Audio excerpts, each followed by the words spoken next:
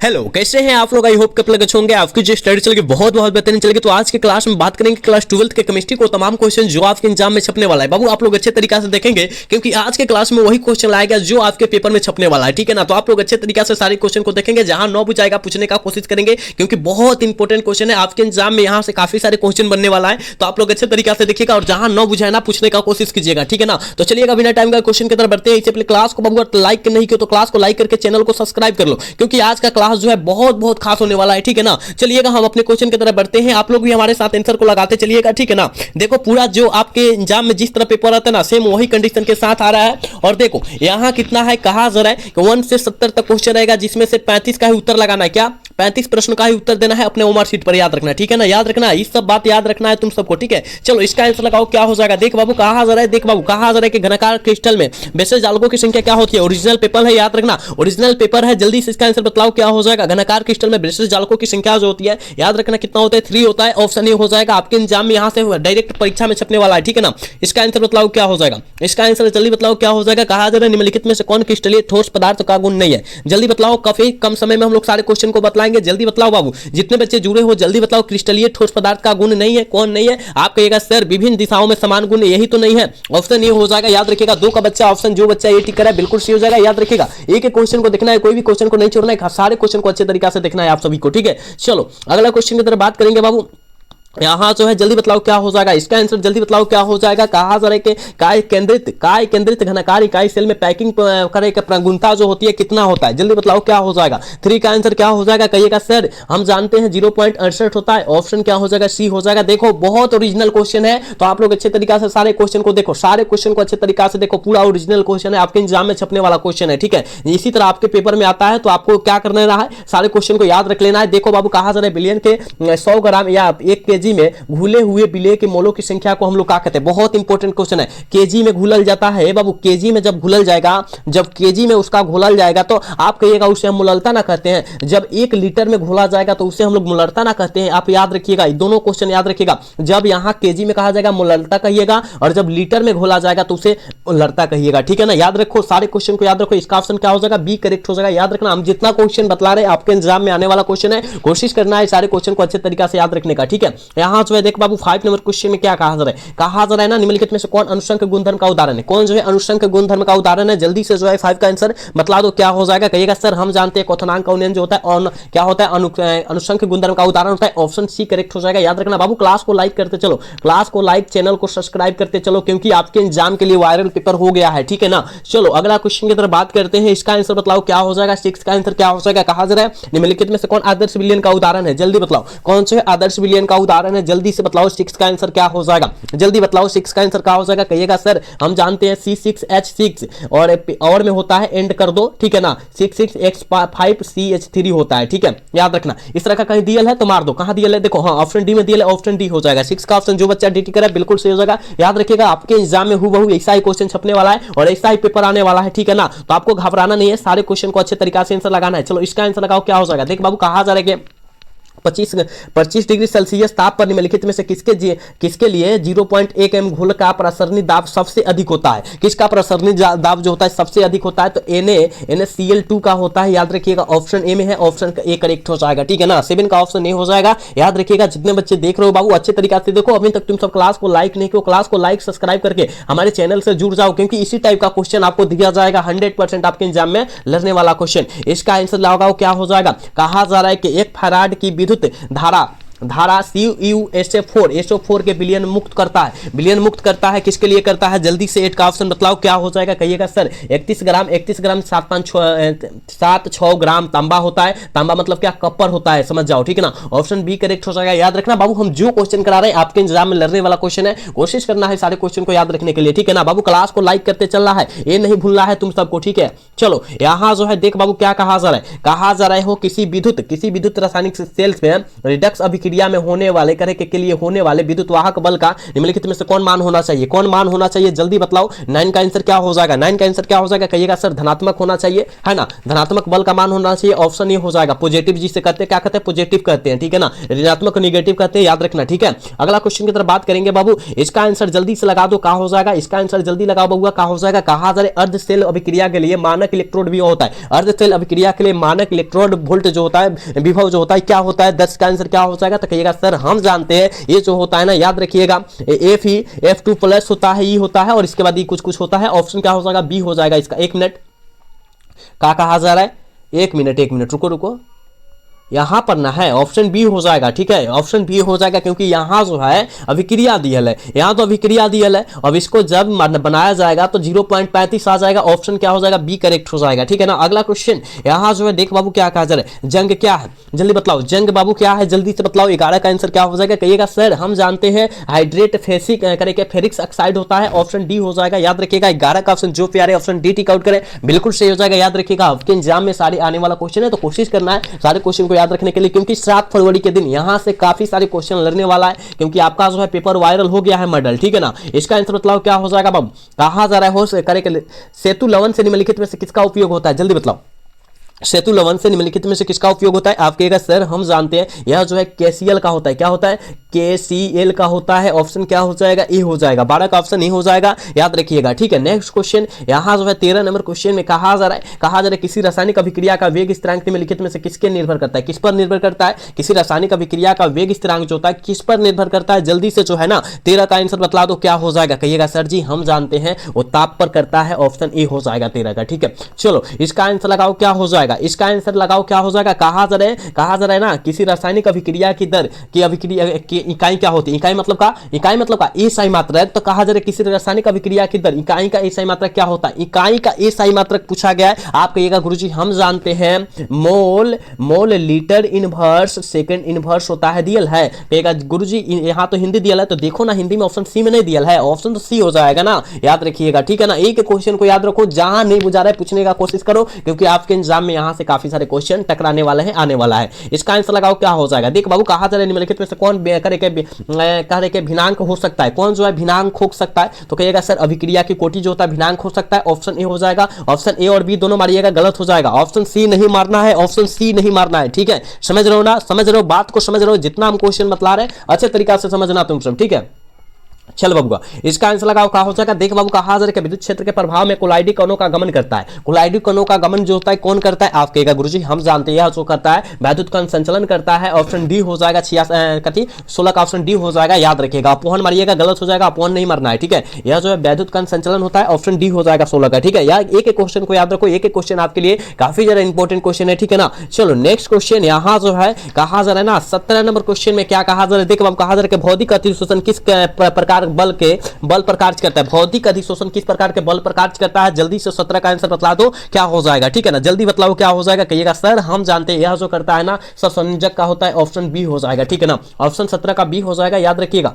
18 का आंसर बतलाओ, 18 का आंसर बतलाओ क्या हो जाएगा, देख बाबू कहा जा रहे हो एंजाइम है, एंजाइम क्या है, तो कहेगा सर एंजाइम हमको पता है, एंजाइम जो सर हमको पता है प्रोटीन होता है, क्या होता है, प्रोटीन होता है, ऑप्शन सी हो जाएगा। 18 का ऑप्शन जो प्यारे सी टिक आउट करें, बिल्कुल सही हो जाएगा, याद रखिएगा। एक क्वेश्चन को याद रखना है बाबू, एक क्वेश्चन आपके लिए काफी ज्यादा लाभदायक है, यूजफुल है, आप लोग अच्छे से याद रखना। कहा जा रहा है देख बाबू, कहा जा रहा है वह पदार्थ जो जल का पृष्ठीय तनाव कम कर देता है, वह पदार्थ जो है जल का पृष्ठीय तनाव कम कर देता है, वह क्या है, कहिएगा सर ये जो है ना, याद रखिएगा सर पृष्ठ सक्रिय है, ऑप्शन क्या हो जाएगा, डी हो जाएगा, ठीक है। ऑप्शन ननिश का डी हो जाएगा, सी मारना मारिएगा, गलत हो जाएगा, ठीक है, डी मारना है। चलो अगला क्वेश्चन का आंसर लगाओ, कहा जा रहा है निम्न में से, कहा जा रहा है बाबू, कहा जा रहा है निम्न में से कौन लाइफिलिक कोलाइड नहीं है, कहा जा रहा है कौन जो है लाइफिलिक कोलाइड का उदाहरण नहीं है, तो कहिएगा सर कुहाड़ा, और लाइफिलिक कोलाइड का उदाहरण कौन है, गोंद, ठीक है, समझ रहे हो, लाइफिलिक कोलाइड का उदाहरण गोंद है और नहीं है कुहाड़ा नहीं है, ऑप्शन सी करेक्ट इसका हो जाएगा, याद रखिएगा। 20 का ऑप्शन सी हो जाएगा, याद रखिएगा। नेक्स्ट क्वेश्चन की तरफ बात करते हैं बाबू, यहां जो है देख बाबू 21 नंबर क्वेश्चन में कहा जा रहा है कि एक्सो में प्रगलन में करके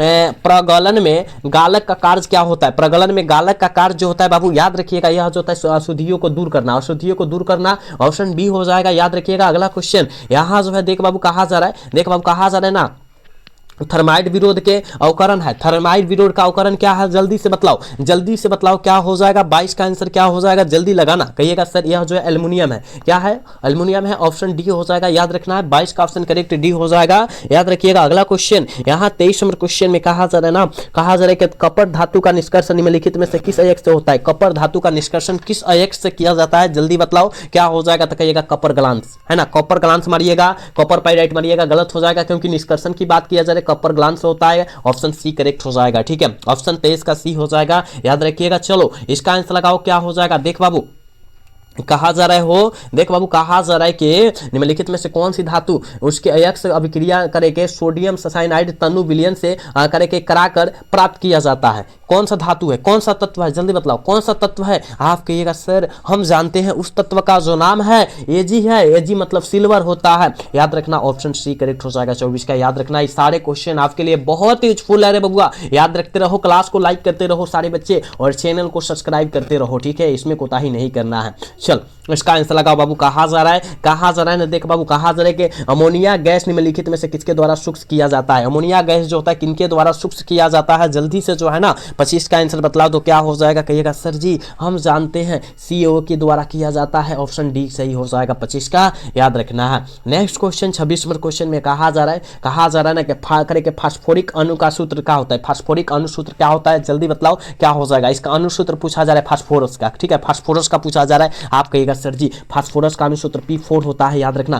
क्या मारिएगा, ऑप्शन बी मारिएगा, गलत हो जाएगा, P4 होता है ना, ऑप्शन डी सही हो जाएगा, याद रखना रे बबुआ। चलो यहाँ जो है 27 नंबर क्वेश्चन में कहा जा रहा है ना निम्नलिखित में से कौन सबसे कम वाष्पशील है। सबसे कम वाष्पशील जो है रे बबुआ वो कौन है। आप कहिएगा सर सबसे कम वाष्पशील जो होता है जल होता है, जल सबसे कम वाष्पशील होता है, ऑप्शन डी करेक्ट हो जाएगा, ठीक है ना। चलो इसका आंसर लगाओ रे बबुआ, बहुत इंपॉर्टेंट क्वेश्चन है। कहा जा रहा है निम्नलिखित में से कौन हाइड्रोजन बंधन नहीं बनाता है। कौन जो हाइड्रोजन बंधन जो है नहीं बनाता है, जल्दी बतलाओ। कहिएगा सर HCl जो होता है ना सर, HCl जो है हाइड्रोजन बंधन को नहीं बनाता है। इसका ऑप्शन तो यही ना हो जाएगा 28 का, याद रखिएगा सर जी। इसका आंसर बतलाओ। कहा जा रहा है निम्नलिखित में से कौन शून्य को करके शून्य के अतिरिक्त सिर्फ एक ऑक्सीजन करके ऑक्सीकरण अवस्था प्रदर्शित करता है। कौन जो है सिर्फ एक जो होता है ऑक्सीकरण अवस्था को जो है प्रदर्शित करता है, जल्दी से 29 का आंसर लगा दो क्या हो जाएगा। तो F2 हो जाएगा, ऑप्शन बी हो जाएगा 29 का, याद रखना। चलो यहाँ जो है 30 नंबर क्वेश्चन में कहा जा रहा है ना, कहा कि XeF2 की संरचना होती है। XeF2 की संरचना जो होती है वो क्या होती है रे सर, हम जानते हैं रैखिक होती है, ऑप्शन ए हो जाएगा 30 का, याद रखिएगा। नेक्स्ट क्वेश्चन का आंसर लगाओ क्या हो जाएगा। कहा जा रहा है 31 नंबर क्वेश्चन में कि जलीय घोल में निम्नलिखित में से कौन आयन रंगहीन है। जलीय घोल में निम्नलिखित में से कौन आयन जो है रंगहीन है। आप कहिएगा सर जी B3+ होता है, ऑप्शन क्या हो जाएगा, डी हो जाएगा, ऑप्शन डी हो जाएगा 31 का, याद रखना। इसका आंसर लगाओ क्या हो जाएगा, इसका आंसर लगाओ क्या हो जाएगा। कहा जा रहा है कि प्रथम संक्रमण तत्व है, प्रथम संक्रमण तत्व जो है कौन है, जल्दी लगा दो। कहिएगा सर सेकेंडियम है, ऑप्शन ए हो जाएगा 32 का, 32 का ऑप्शन ए हो जाएगा, याद रखना। हम जो क्वेश्चन तुम सबके बीच परोस रहे इससे काफी सारे प्रश्न आपके एग्जाम में टकराने वाला है, आने वाला है, तो कोशिश करना है सारे क्वेश्चन को किसी भी हाल में याद रखने का, कोई भी क्वेश्चन को न छोड़ने का बाबू, ठीक है। यहाँ जो है अगला क्वेश्चन की तरफ बात करेंगे और इसका आंसर लगाओ। कहा जा रहा है निम्नलिखित में से विद्युत का सबसे अच्छा सुचालक कौन है। विद्युत का सबसे अच्छा सुचालक जो है कौन है, जल्दी बतलाओ क्या हो जाएगा, ठीक है ना। 33 का आंसर क्या हो जाएगा, जल्दी लगा दो बबुआ। कहिएगा सर एजी होता है, एजी मतलब का सिल्वर, ऑप्शन ए हो जाएगा, याद रखिएगा, ठीक है। इसका आंसर लगाओ। कहा जा रहा है बबुआ कि पीतल निम्नलिखित में से किसका मिश्र धातु होता है। पीतल जो होता है किसका मिश्र धातु होता है, तो कहिएगा सर कॉपर प्लस जस्ता, कॉपर प्लस जस्ता, ऑप्शन ए करेक्ट हो जाएगा, याद रखना बाबू। एक एक क्वेश्चन को याद रखो, कोई भी क्वेश्चन को न छोड़ो, क्योंकि एक क्वेश्चन आपके लिए बहुत ज्यादा इंपॉर्टेंट है। चलो कहा जा रहे हो सभी लिगेंड होते हैं। कहिएगा सर सभी लिगेंड क्या होते हैं, कहिएगा सर लेविस भस्म होते हैं ना, लेविस भस्म होते हैं, लेविस भस्म होते हैं, ऑप्शन बी हो जाएगा 35 का, याद रखिएगा। जितने बच्चे क्लास को प्लीज बाबू लाइक नहीं किए, प्लीज बाबू क्लास को लाइक करते रहो, चैनल को सब्सक्राइब करते रहो, क्योंकि आपको इसी टाइप का क्वेश्चन दिया जाता रहेगा। तो आप लोग क्लास को लाइक करो, चैनल को सब्सक्राइब करो, ठीक है ना, सारे बच्चे जितने बच्चे हैं, ठीक है। और कुछ क्वेश्चन बचा है, जल्दी जल्दी समाप्त करेंगे। कहा जा जा रहा है कि क्लोरोफिल में उपस्थित रहता है? कहिएगा सर क्लोरोफिल में हम जानते हैं मैग्नीशियम उपस्थित रहता है। ऑप्शन ए हो जाएगा, याद रखिएगा। यहाँ जो है 37 नंबर क्वेश्चन में कहा जा रहा है कि CuH2O4 में आयन की आकृति जो होती है क्या होती है? आयन की आकृति पूछा जा रहा है। कहिएगा गुरुजी यह जो है विकृत आयन होती है, यह जो है क्या होती है? विकृत आयन होती है। ऑप्शन डी हो जाएगा, याद रखना है रे बबुआ। वर्ग समतलीय और चतुष्फलकीय न मारिएगा, गलत हो जाएगा, ठीक है, क्योंकि यहाँ CU का पूछा जा रहा है ना। चलो अगला क्वेश्चन, यहाँ इसका आंसर लगाओ, क्या हो जाएगा? ठीक है, यहाँ जो है इसका आंसर लगाओ, क्या हो जाएगा? 38 39 कहाँ है? 38 का है ना। 38 का कारण जलीय करे के जटिल यौगिक इतना दियल है कि जलीय विलयन में आयनों की संख्या जो हो जाएगी वो क्या हो जाएगी बबुआ? आप कहिएगा +3 हो जाएगा। Option C correct, option A correct हो जाएगा, याद रखना। इसका आंसर लगाओ, क्या हो जाएगा? कहा जा रहे बबुआ निम्नलिखित में से कौन अध्रुवीय है? कौन है अध्रुवीय है? कौन यौगिक अध्रुवीय है? जल्दी से जो है मतलब इसका आंसर क्या हो जाएगा? 39 का, ठीक है। कहिएगा सर CCl4 अध्रुवीय है। ऑप्शन डी करेक्ट हो जाएगा, ठीक है। 39 का ऑप्शन डी हो जाएगा, याद रखिएगा। यहाँ जो है 40 नंबर क्वेश्चन में कहा जा रहा है क्लोरोफॉर्म नाइट्रिक अम्ल से अभिक्रिया कर बनाता है। क्लोरोफॉर्म नाइट्रिक अम्ल से अभिक्रिया कर क्या बनाता है? आप कहिएगा सर जी हम जानते हैं, ये जो बनाता है ना सर, ये जो बनाता है हमको पता है, तो बतलाओ ना क्या हो जाएगा? तो कहिएगा सर जी हम जानते हैं यह जो है इनमें से सभी बनाता है, सारे चीज को बनाता है अभिक्रिया कर। ऑप्शन डी हो जाएगा, इनमें से करेक्ट सभी हो जाएगा, ठीक है ना। चलो देख बाबू कहा जा रहा है, भाई देखो आपके पास जो है इडियल है, ठीक है ना, इस रचना दिया है, कह रहा है कि CH3CBr, ठीक है। ये जो है आपके पास रचना दिया है और कार्बन पर जो है 2 डंटा निकल गया है और कहा रहा है कि IUPAC नाम क्या है? IUPAC नाम पूछा जा रहा है। देख बाबू सबसे पहले देख क्या हो जाएगा, आगे लंबा कार्बन जोड़, तू लंबा कार्बन देख, कहा जा रहा है 1 2 3, किन्हों से गिनते हैं? 3 गो कार्बन आ रहा है और 3 गो कार्बन के लिए क्या हो जाएगा? 3 गो कार्बन के लिए क्या होगा? तो कहिएगा सर हमको कुछ भी नहीं बुझा रहा है, तो कहिएगा सर 3 गो कार्बन को हम क्या बोलते हैं? मेथेन, एथेन, प्रोपेन, यानी प्रोपेन हो जाएगा।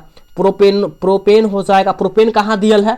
कहेगा सर हमको दिखाई दे दिया, प्रोपेन जो है यहाँ दिखाई दे दिया, क्योंकि प्रोपेन हो जाएगा। और प्रोपेन जो है देखो यहाँ जो 2 ब्यूटेन क्या कहेंगे? 2 ब्रोमो, Br का लिखा है, तो ब्रोमो जो है 2 नंबर पर जुड़ल है, तो 2 ब्रोमो 2 मेथिल, क्या 2 मेथिल, क्योंकि 2 को यहाँ पर CH3 जुड़ल है, तो 2 मेथिल और प्रोपेन हो जाएगा। यही तो हो जाएगा रे बबुआ, ऑप्शन सी हो जाएगा, याद रखना तुम सब, ठीक है ना। समझ में आया ना? इसी तरह निकाला जाता है और आपके एग्जाम में इस टाइप का क्वेश्चन 100% रहेगा। देखो कहा जा रहा है कि अभिक्रिया C2H5Cl प्लस में यहाँ से अभिक्रिया करके इतना देता है, तो ये कौन सा अभिक्रिया, यह कौन सा अभिक्रिया है, क्या करता है? तो आप कहिएगा सर जी यह जो है नाभिक स्नेही प्रतिक्रिया स्थापन है। ऑप्शन डी हो जाएगा, याद रखना। अगला क्वेश्चन, इसका आंसर लगाओ।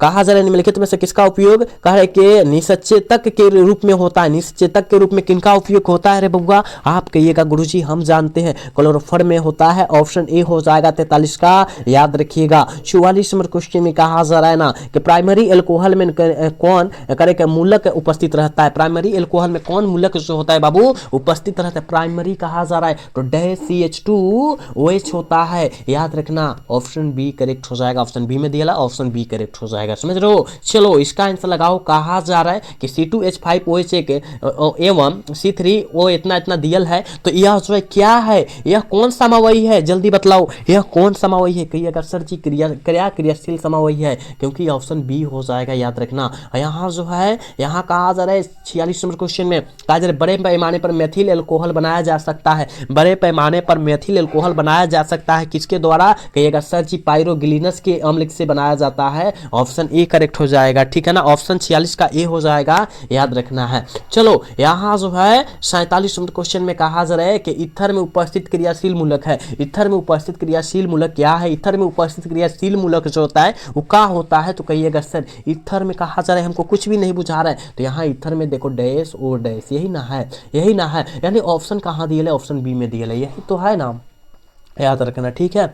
चलो देख बाबू कहा जा रहा है ना फिनल की अभिक्रिया करे कि अभिक्रिया ब्रोमीन जल के साथ होने पर बनता है। होने से क्या बनता है? जल्दी 48 का आंसर लगा दो। तो कहिएगा सर 2 4 6 टाइब्रोमिल फिनोल बनता है। ऑप्शन सी करेक्ट हो जाएगा 48 का, याद रखना तुम सब, ठीक है। नेक्स्ट क्वेश्चन, ये बहुत ज्यादा इंपॉर्टेंट क्वेश्चन है। कहा जरा एल्डिहाइड एवं कीटोन दोनों का समान सूत्र क्या होता है? एल्डिहाइड और कीटोन का समान सूत्र क्या होता है? एल्डिहाइड का क्रियाशील मूलक होता है CHO, यही तो होता है, यानी लास्ट में O आना चाहिए। तो कहिएगा सर सबके लास्ट में O है, सबके लास्ट में O है, कोई बात ना। कहा जा रहा है कीटोन यानी ओन, है ना, कीटोन ओन।